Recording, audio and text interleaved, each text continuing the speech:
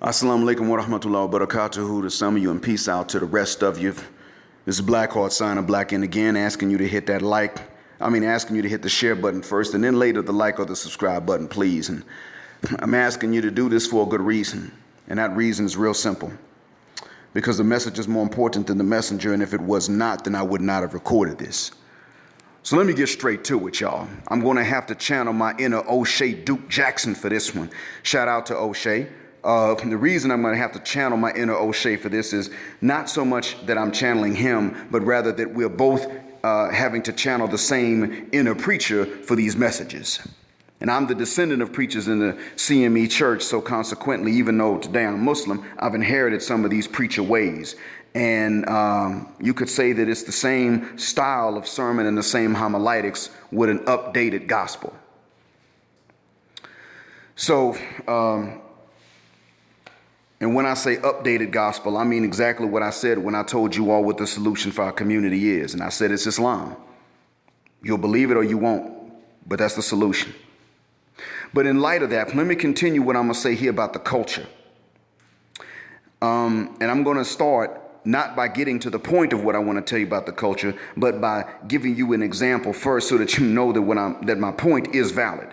Because sometimes you make the point, then you prove it. Other times you give the proof, then you make the point. This is one of those cases where you give the proof, lay the foundation, and then you assert your point. And my point to you ninjas is that at the end of the day,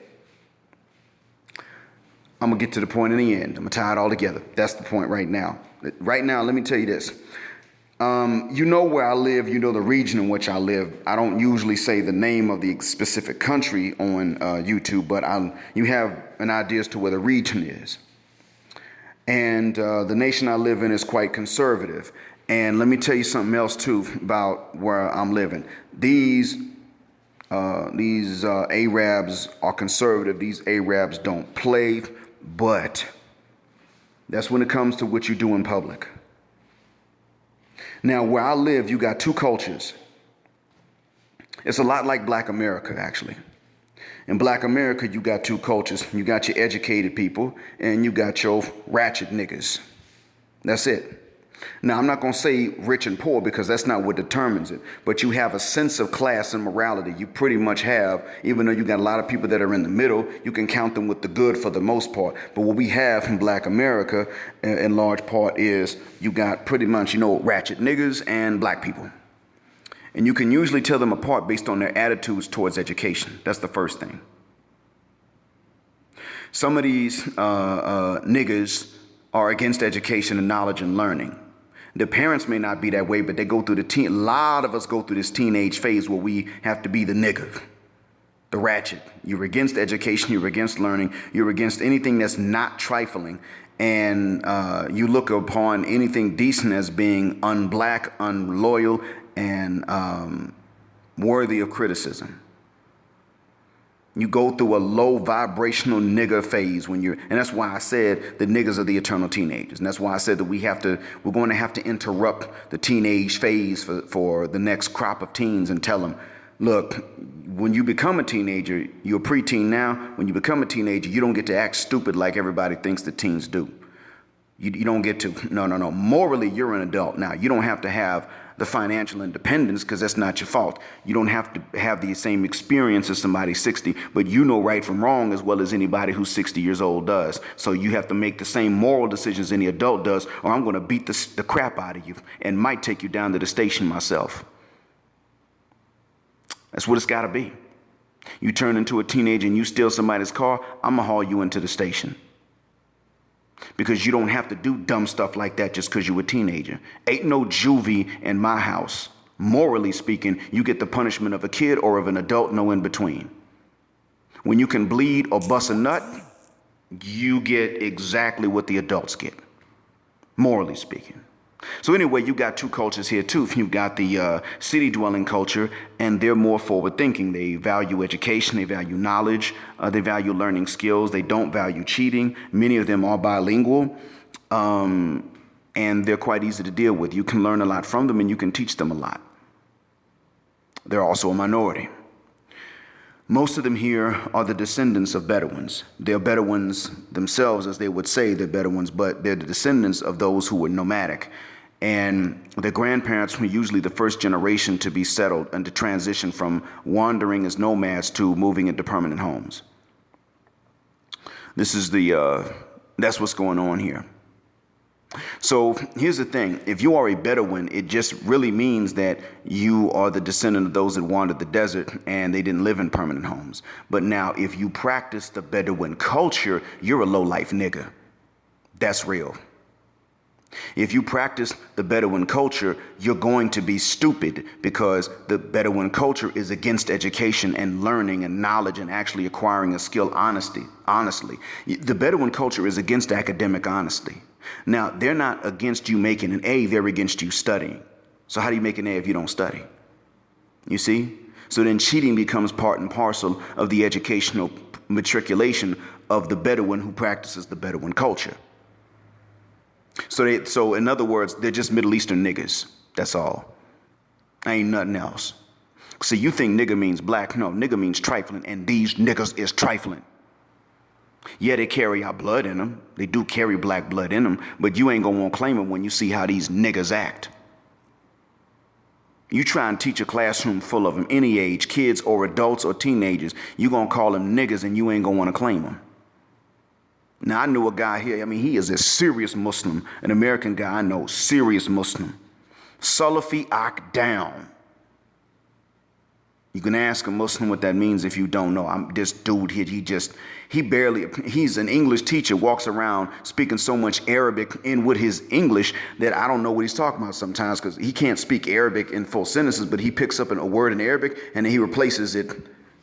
He uses that to replace the English equivalent. That's how this dude is. He's so serious about the religion that you think he's trying to be a Saudi, or you would have. Guess what happened? He came to this area in which I live where a lot of them are Bedouins. And he changed. That was the end of that. He saw how these Bedouins are and they don't respect education. They wouldn't let him teach his class. They kept interrupting and playing games and anything but learning. So what happened? Well, first off, I had to go into the classroom one day and threaten to kill some of them.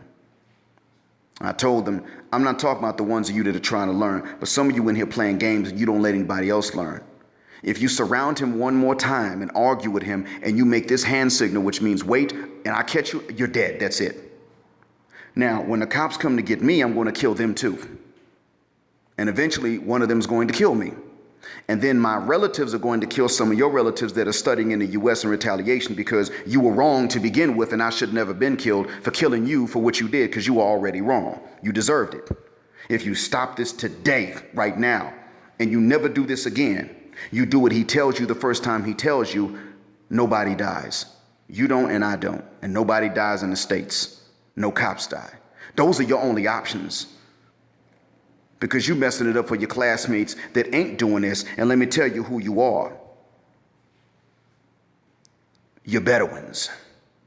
Practicing the Bedouin culture. And you're making it hard for the Bedouins who don't practice Bedouin culture and for the ones that aren't Bedouins. Throw that culture aside. Get rid of it. That's what I had to tell these students. Some of it I said in Arabic and some of it I had to say through a translator to make sure they understood. The Bedouin does not let you, if he practices the Bedouin culture, he does not let you teach him anything. He could be 18 years old, you've been Muslim 27 years, this nigga think he gonna teach you about Islam. Because in his mind, you just became Muslim an hour ago. Because he's a real Muslim.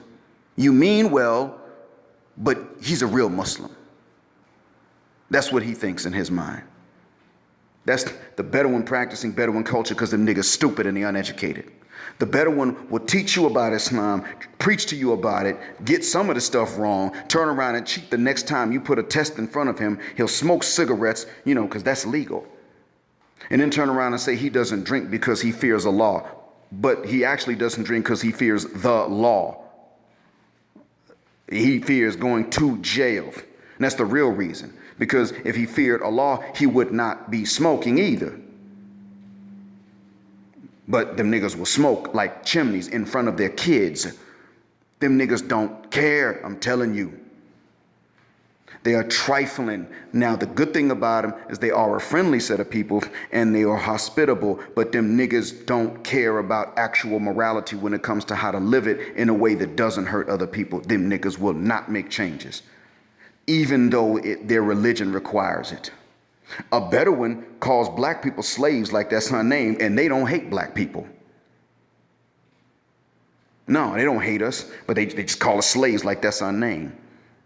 And you tell them stop calling us slaves, then they want to use religion to try to justify it. You cannot religiously, Islamically justify insulting black people because they're black. You cannot do it.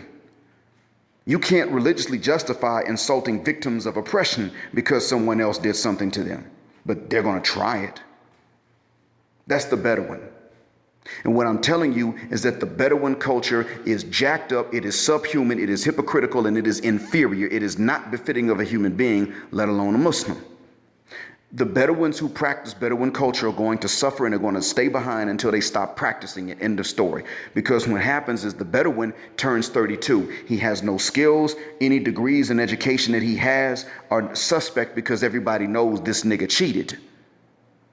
So he's underemployed his whole adult life. It catches up with him when he's an adult. And when he sees someone like you or me walk into his pizza shop, not that he owns, but where he drives delivery, because these citizens who practice Bedouin culture wind up having to work jobs like this. Because everybody knows the education was free, number one. And number two, they didn't learn nothing because they cheat. Everybody knows this. So they're not trusted with any real job of substance, and therefore their pay remains low. And you walk in, he's driving delivery for Pizza Hut. You walk in to order a pizza, he hears you talking English to each other. He comes up to you in bad Arabic nonetheless, because remember, Bedouins don't learn, so they don't learn proper Arabic either. He comes to you with that Bedouin nigga slang that don't make no doggone sense. Hey, how do I learn English? Can you hook me up with some lessons? And when you tell them the real going rate price for private lessons, they balk because they can't afford that. But the reason they can't afford it is because they didn't learn any skill when they were actually in school, and it was free for them because the government paid for it. The Bedouin who practices Bedouin culture pisses away the opportunity when it's there in front of them and they're young. Then they regret it later and they want to make a change. But there are certain changes they cannot make. Why? Because they're Bedouins practicing Bedouin culture, because they're Middle Eastern niggas. That's all. Well, that's exactly what we're dealing with. We, the African Americans, coming in two cultures. You pretty much, you ratchet or you ain't. You trifling or you're not. You mean well or you don't. That's really what it comes down to. And most of us actually aren't that trifling, but the problem is that many of us are too loyal to some trifling niggas somewhere because maybe they're related to us, or maybe they grew up with us or something like that. And you got to understand that when it comes to the rest of our people, you can be loyal to a trifling nigga against these white folks, but you can't be loyal to no trifling nigga against the rest of the community. And until we throw aside that trifling nigga culture, just like the Bedouin has to throw aside that trifling nigga Bedouin culture, we're going to continue to suffer, because a minority can hold the majority back. That is possible. Ladies, that's what I've been trying to say this whole time. See, black men have to do the same thing. The difference is that you have black men who understand it and are saying this because the conversation's been going on for over a generation now. That's why. Long before 1989, 30 years ago, you had this talk about how ain't shit black men are. And the CDC studies prove that we're actually more involved with our kids than anybody else except maybe Latin American men. And they could be black as well. So that still does not exclude us. The point I'm making is that we understand as men we do get it, because we men might be lenient towards a guy that smashes and dashes, pumps and dumps, but we're not lenient towards a guy that we know ain't taking care of his kids and he has the means to do it. So much for being ain't shit. The conversation's been had and brothers understand. But now where is the conversation that sisters need to have? If you're going to only have kids with guys that don't want to be fathers, if you're only going to look at charisma when it comes to your sexual mating preference, if you're only going to look at swag, if you're only going to use nebulous terms like swag and charisma to define how or whether or not a man deserves any kind of romantic attention from a woman, let alone sexual attention, and you will never use clear terms or clearly defined terms to explain this, then when are we going to have this conversation? Someone's got to tell you your mate selection criteria is jacked up. But what is worse about this is you're not honest about your damn criteria to begin with. Someone has to have this conversation. You're taking, and see, a lot of you that are not ratchet, you don't understand, you're still defending the ratchet mess and crap. You're still defending the niggettes because you want to point fingers at men instead of saying, no, you know what? We screwing up too. Matter of fact, these men don't understand us. They really don't, because we don't explain ourselves very well. We understand men at least, so we've had this advantage. You want to sit up and say, well, you men got double standards. You call us hoes and you call a man a Mac and a player. Well, do you approach men? I mean, you could change that, but you'd have to approach men to change it. You don't. I take that back. Actually, you do approach some guys, but you approach the ones who have charisma, swag, or this nebulous, undefined thing that you want, and you all want it, but you'll never define it or use clear terms to define it. You never will. You want to try to take these guys who don't want the commitment and get them to commit instead of looking at the guys who are not averse to commitment and getting with them. Because see, swag and charisma are things that can be learned over time.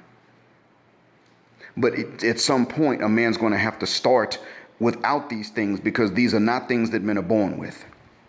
These are socialized. Just like you're socialized to want no good dirty Dick Rodney. If you have a choice between a no good dirty Dick Rodney with swag and a swagless guy with responsibility.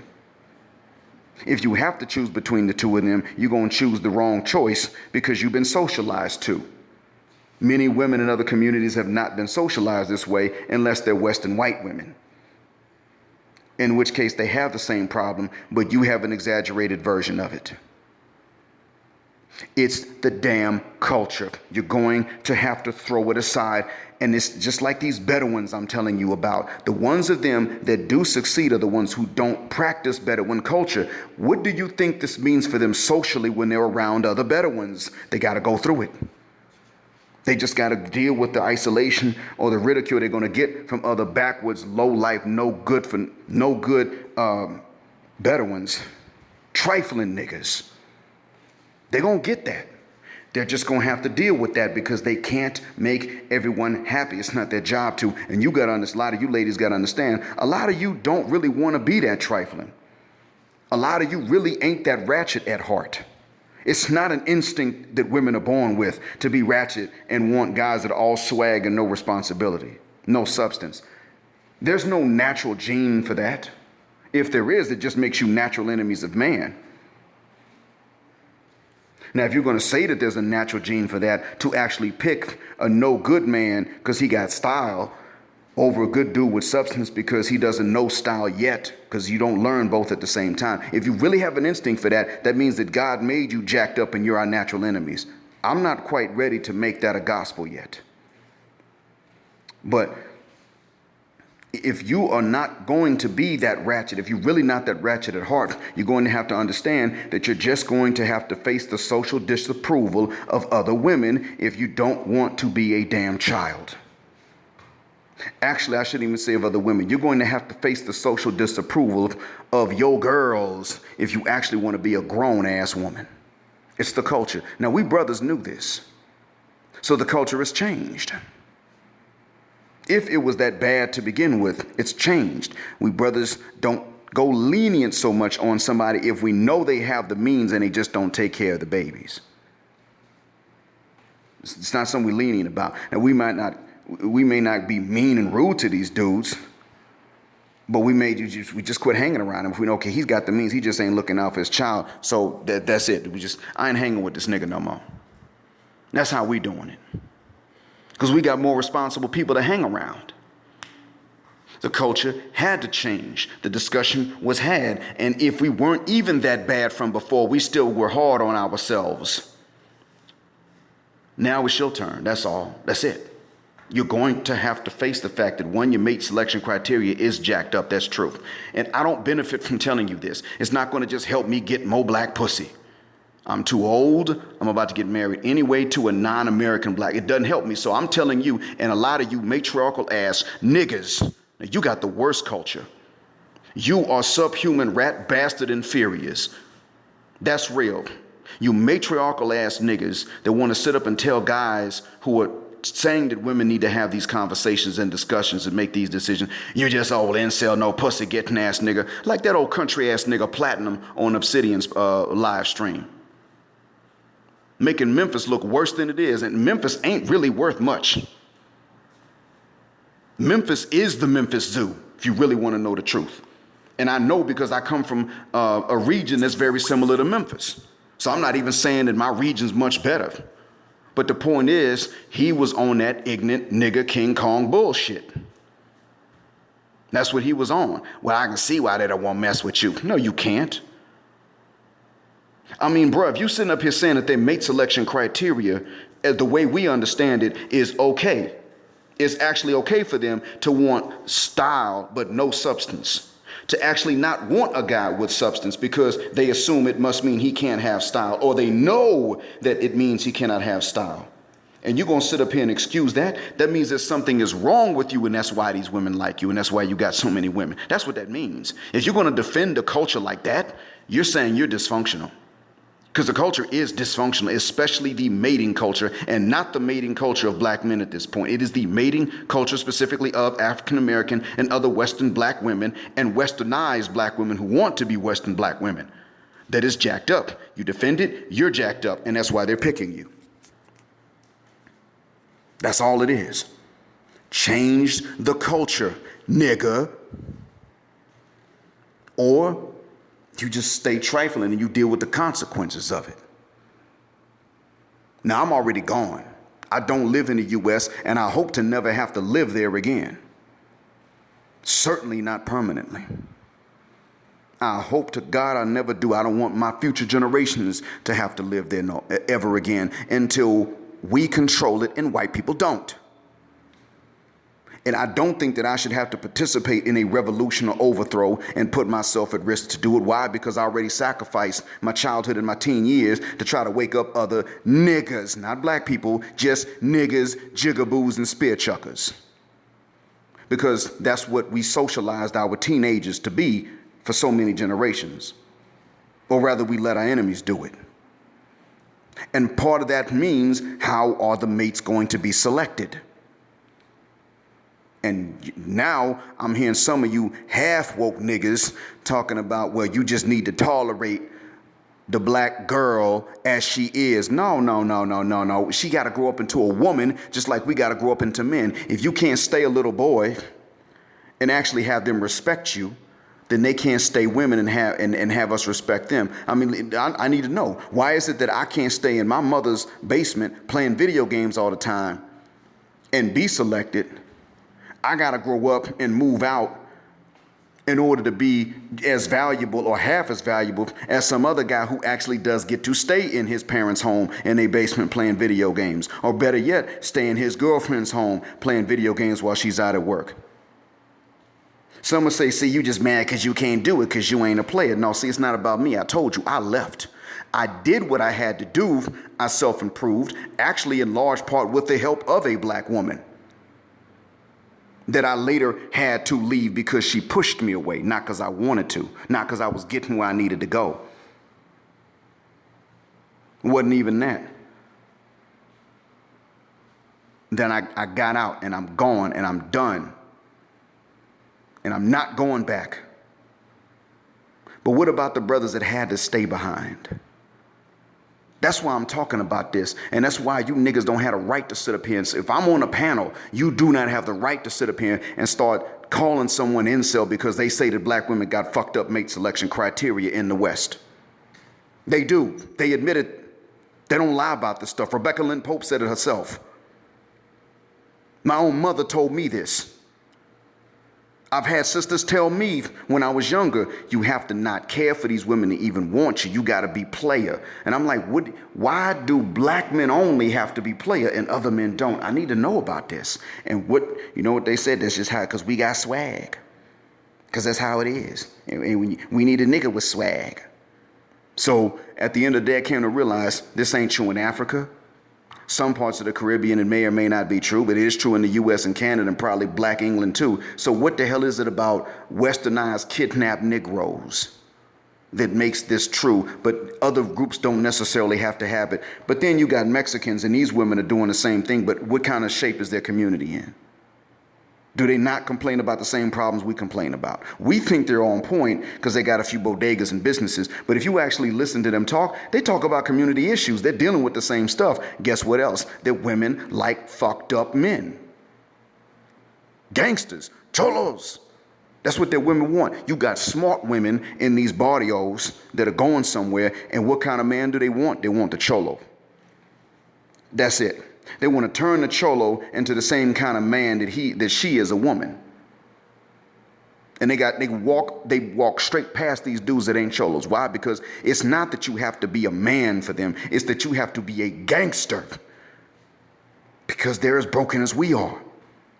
And so when you matriarchal ass niggas get up here and start saying this stuff, for one, you don't know what you're talking about. And two, you don't understand that you're dealing with little girls. And you're saying that instead of these little girls having to grow up and risk realizing that you're really not fully a grown-ass man, it's better for real grown-ass men to try to compete with little boys for the attention of these little girls. That's really what you're saying. And we're saying, look, other communities that aren't completely broken, they do at least have grown-ass women. Now, I'm talking about the communities that are in the United States.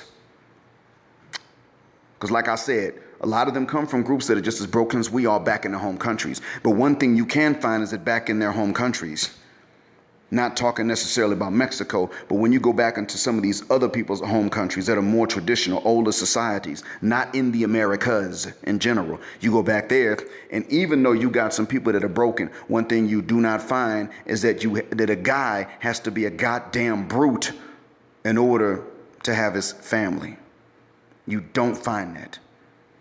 In this country here where I am, like I just told you how bad these Bedouins are, but one thing they don't have a problem with, the Bedouin woman is not sitting up here telling her man, if you ain't never had fights, if I'm judging you by how many fights you've had in the street and how many you've won, and if I don't hear about you beating up on other guys, you and I ain't never getting married and you ain't never getting this coochie. But I will use you non-sexually for all manner of other things, and if I get a husband that's no good, I'll complain to you about it. You don't have that going on here. That's one thing you ain't got with the Bedouins who are broken, who are trifling, who are niggas. And if the women acted this way, you wouldn't have no matriarchal niggas telling the rest of the men to just, tough it out, man up and thug it up and just do it. Just be that. You wouldn't have anybody doing that, because if a man tried to support this kind of foolishness, other men would say, wait a minute, you only saying that so that you can sit up here and cheat with all of our wives without doing anything. While we at work actually supporting them, so you can just creep from house to house and cheat with our wives. That's all. That's why you saying it. You want everybody else's wife, but you don't want to work to support them. That's the only reason you saying it. And quiet as is kept. A man could say something like that, and if the word gets around to the police that he's saying it, it's not illegal to say it, but when he turns up missing, the cops won't look that hard. That's how it would happen. So even though other groups can be just as broken as we are in certain ways, one of the things that does not happen is that the women turn around and say, well, you have to build and you have to get out there and kill this white man or you're not a man. These women do not talk like that. They don't say that. I hope that this has been a benefit. Black Heart signing Black out. Assalamu alaikum.